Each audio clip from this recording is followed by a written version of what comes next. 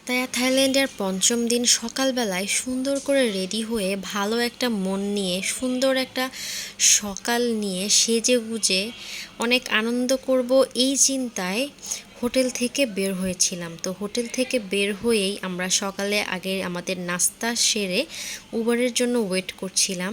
আজকে আমাদের গন্তব্যস্থল হবে কোরাল আইল্যান্ড। সো আজকে আমরা কোরাল আইল্যান্ডে যাব, এক্সপ্লোর করব।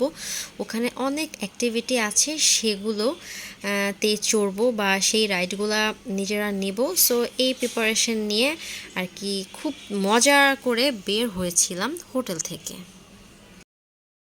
আমি তোমার তুলি। ওকে তুলি আগে এই যে পাতায়া পাতায়া ভাই Pattaya Pattaya Pattaya Pattaya video নিয়ে আরে আমরা ওখানে যাবো তো, কোথায় যাবা? ওই পাতা সিটির সামনে। এই জায়গায় হ্যাঁ রেডি? হ্যাঁ হ্যাঁ দেখা যায় ইয়েস। সত্যি বিদেশ আসছে, বিদেশ। চিনতে পারছেন এই রাস্তাটি? এটাই হলো সেই রাস্তা। লাস্ট 2-3 দিন ব্লগ দেখেছিলেন যেই ওয়াকিং স্ট্রিটের, যে রাতের বেলায় খুব জমজমাট থাকে, ডিজে পার্টি হয়, ক্লাব থাকে, মেয়েরা দাঁড়িয়ে থাকে, নাচানাচি করে। এটা কিন্তু সেই রাস্তা। দিনের বেলা দেখে এই রাস্তার চেহারা বোঝার কোনো উপায় নেই যে রাতে এমন অদ্ভুত এবং অসম্ভব সৌন্দর্যের অধিকারী হয়ে ওঠে সেই রাস্তা। তো এর আগের ভিডিওটা মানে প্রিভিয়াস যে ক্লিপটাতে দেখিয়েছিলাম পাতায়া সিটি লেখা, এটা কিন্তু সেই জায়গাটা। মূলত এখান থেকেই আমাদেরকে কোরাল আইল্যান্ডে যেতে হবে। আর এখানে আসলে কিছুটা আপনি ফ্লেভার পাবেন আমাদের কক্সবাজারের মতো। যেমন সেখানে থাকে অনেক লঞ্চ, স্টিমার, ট্রলার কিংবা হচ্ছে অনেক টুপি টুপি বিক্রি করে গরমের জন্য, সেরকম। তো আমাদের বাংলাদেশের মতো এখানেও কিন্তু ট্রলার আছে, লাইক স্টিমারের মতো। সো এগুলাতে করেই কিন্তু যেতে হয়, 20 বাদ করে নেয়। আপনারা চাইলে রিজার্ভ করেও যেতে পারেন, বাট আমরা রিজার্ভ করিনি। আমরা এভাবে স্টিমারে করে সবাই একত্রে চলে গিয়েছিলাম। এই জার্নিটা ছিল খুবই মজার, কারণ পানির উপরে সবাই একসাথে অল্প সময়ের মধ্যে যাওয়া যায়। অল্প সময় বলতে মোস্ট প্রবাবলি 45 মিনিটের একটু বেশি সময় লাগে। তো সমুদ্রটা ছিল ভীষণ সুন্দর, কারণ ওই দিন অনেক রৌদ্র উজ্জ্বল একটা দিন ছিল। আমি এবং আমার হাজব্যান্ড একদম আলাদা আলাদা কর্নারে বসেছিলাম। আমি একদম পানির কাছাকাছিতে বসেছিলাম, যেমন আমার বাতাস লাগছিল। আর ওই যে আইল্যান্ডটা, মূলত আমাদের ওখানে যাওয়ারই ইচ্ছা আছে।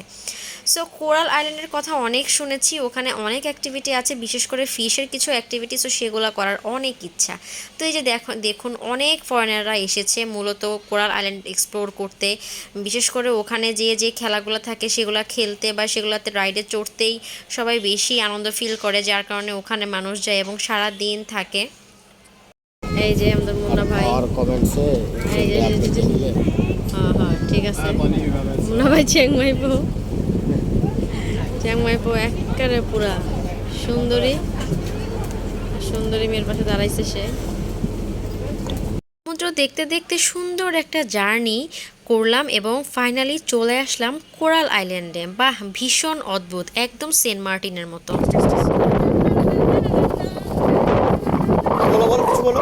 আমরা তো চলে এসেছি ফাইনালি কোরাল আইল্যান্ডে। সো আজকে এক্সপ্লোর করবো এই প্লেসটা। এটা কিন্তু বেসিক্যালি কিছুটা আমাদের বাংলাদেশের সেন্ট মার্টিন আইল্যান্ডের মতো, বাট সেন্ট মার্টিন আর এটার মধ্যে অনেক ডিফারেন্স আছে। এটা হচ্ছে ফরেন আইল্যান্ড, আর এখানের পানি যে সুন্দর, দেখেই মনে হবে একদম সমুদ্র স্নান করে ফেলি।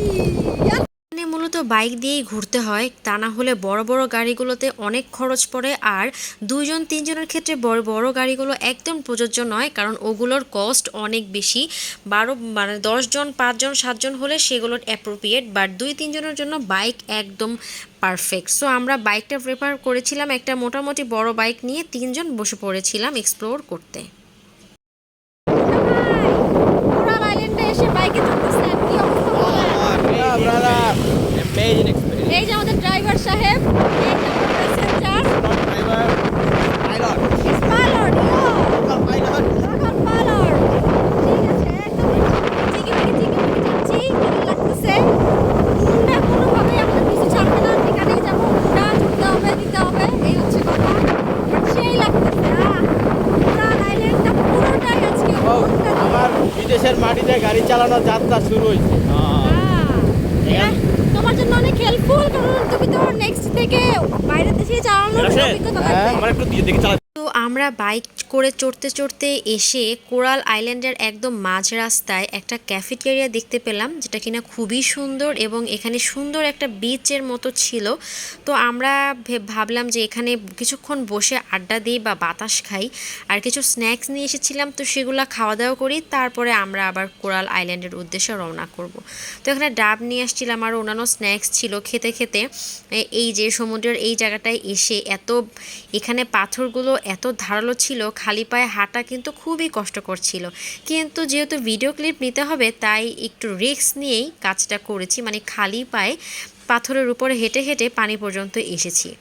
এটা কিন্তু একমাত্র আপনাদের জন্যই করা, যাতে সৌন্দর্যটা দেখতে পারেন। এটা আসলে বাস্তবিক অর্থে মানে চোখে না দেখলে এটার সৌন্দর্য আপনি বুঝতে পারবেন না, ক্যামেরায় ধারণ করে আসলে প্রাকৃতিক সৌন্দর্যের বর্ণনা দেওয়া সম্ভব নয়। তো এখানে অনেক ছবি তুলছিলাম, টিকটক করছিলাম, রিলস বানাচ্ছিলাম, ভিডিও করছিলাম, কিন্তু সামনে যে আমাদের সাথে এমন কিছু ঘটবে যেটা আমরা আসলে চিন্তাও করতে পারিনি, সেটা আপনাদের সাথে শেয়ার করব। মানে সকালবেলায় এত ভালো একটা মন নিয়ে আসার পরে এমন একটা সাংঘাতিক দুর্ঘটনার সম্মুখীন আমরা হব এবং আল্লাহ আমাদেরকে নিজের হাতে প্রাণে বাঁচাবেন, এটা আসলে আমরা আশা করিনি। এই দিন আমাদের সাথে এমন একটা ঘটনা ঘটেছে যেদিন কিনা আমাদের মৃত্যু পর্যন্ত হতে পারত। একমাত্র হয়তো কোনো ভালো কাজ করেছিলাম বলে আল্লাহ নিজের হাতে প্রাণে আমাদেরকে বাঁচিয়েছে। আল্লাহর কাছে অনেক অনেক শুকরিয়া। মানে বোঝাতে পারবো না এই ফিলিংসটা আসলে কী। রিলস ভিডিও এগুলো বানিয়ে আমরা ওয়াশরুম থেকে ফ্রেশ ট্রেশ হয়ে এখান থেকে আসলে উপরের দিকে উঠছিলাম। বাইকটা যেখানে রেখেছিলাম সেখান থেকে এটা একটু নিচু জায়গায় ছিল, হেঁটে হেঁটে নিচে নামতে হয়েছে। সো সেখান থেকে আমরা উপরে উঠছিলাম যে আমরা কোরাল আইল্যান্ডের দিকে রওনা করব। তো আমরা যেই রওনা করলাম সেই আমাদের সাথে একটা বাজে ঘটনা ঘটে গেল। মানে আমরা আর কোরাল আইল্যান্ড পর্যন্ত যেতে পারিনি এবং কোরাল আইল্যান্ডের সৌন্দর্যটা চোখে আর আমাদেরকে আল্লাহ দেখায়নি। তো এখান থেকে বের হয়ে আমি এবং আমার হাজব্যান্ড আমরা আসলে বাইক চালাচ্ছিলাম বলতে আমি বলেছিলাম আমি একটু বাইক চালাই, তুমি আমাকে একটু ভিডিও করে দাও। আর আমার হাজব্যান্ড ছিল আমার পেছনে। দুম করে আমার হাতের ব্রেকটা ফেল হয়ে আমরা খুব বাজেভাবে একটা অ্যাক্সিডেন্ট করি। আমার হাজব্যান্ড ছিল পেছনে, যার কারণে সে একদম উল্টি খেয়ে আমার সামনে পড়লো। আল্লাহ মাফ করুক, যদি সামনে কোনো পাথর থাকতো তাহলে ওর মাথা এবং চোখ খুব বাজেভাবে ক্ষতিগ্রস্ত হতো, যেটা কিনা বলার বাহিরে। তো আমি আসলে ওরকম কোনো ইনজুরি হয়নি আমার, বাট অনেক জায়গায় থেতলে গিয়েছে, অনেক ব্যথা পেয়েছি। কিন্তু আমার হাজব্যান্ডের চোখ এবং কপাল এবং চোখের নিচটা খুব বাজেভাবে ইনজুরি হয় এবং পায়ের হাঁটুর এখানে খুব বাজেভাবে ক্ষত হয়, যেটা বলার মতো না। আমি আসলে ওই পর্যায়ে নিজেকে কিভাবে সামলাবো বা আমি ওকে কিভাবে সামলাবো, একটা আননোন কান্ট্রিতে এসে এভাবে হসপিটালাইজ হওয়া বা ডক্টর দেখানো বা ট্রিটমেন্ট নেওয়া, এটা অনেক কষ্টকর। যারা এরকম সিচুয়েশান ফেস করেছেন তারা জানেন যে একটা আননোন কান্ট্রিতে মেডিকেল ট্রিটমেন্ট পাওয়াটা কতটা টাফ। তো আল্লাহর কাছে অনেক অনেক শুকরিয়া, আল্লাহ আমাদের স্বাভাবিকভাবে ফিরিয়ে এনেছে। এরা ব্যাংকক আসছে ঘুরতে, কিন্তু এখন সহজে ডাইরেক্ট হসপিটালে চলে আসছে। এই সব কিছুর ড্রাইভার, তার বউ, সব কিছু দোষী সাব্যস্ত করে আমরা তাকে ঢাকায় কারাগারে প্রেরণ করব। এই সেই ভদ্রলোক।